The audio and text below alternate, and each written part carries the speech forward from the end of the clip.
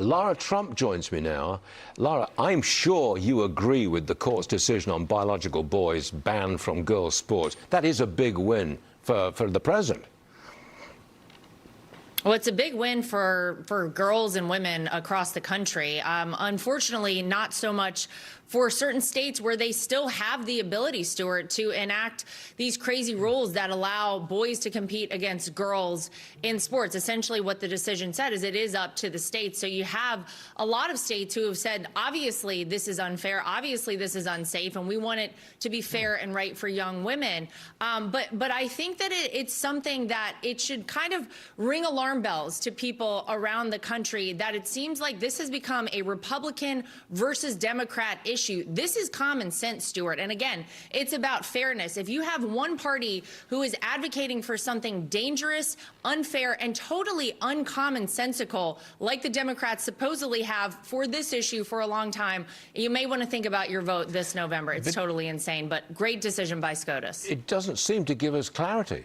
If states are still free on their own as states, right, to impose these kind of, to allow biological boys in girls' sports, then you're going to have a pockmark all across the country of different jurisdictions. That doesn't work. That's right. And I know young women in California who have had their titles, had their races stolen right out from under them in track events by men who are posing as girls in these sports. It's insane. And, you know, this is something that I think people ought to think about as we're going forward in this country. Think about for whom you are voting in these upcoming elections, because they're the ones ultimately, Stuart, who are going to make decisions in your own state on issues like this. Now, the Supreme Court also ruled that if you're illegal, you come to America, you have a child in America, your child is an American. And that's a loss for the president, isn't it?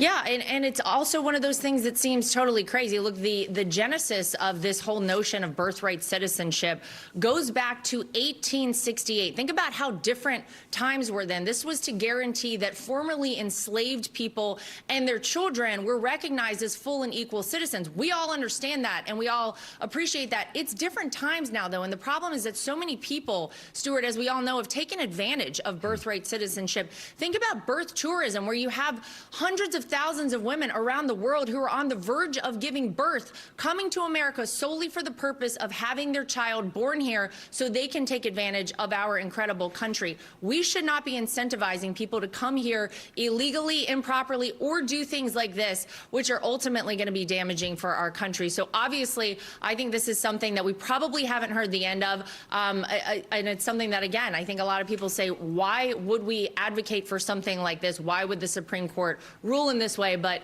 I'm sure there will be more to come. They did. They did.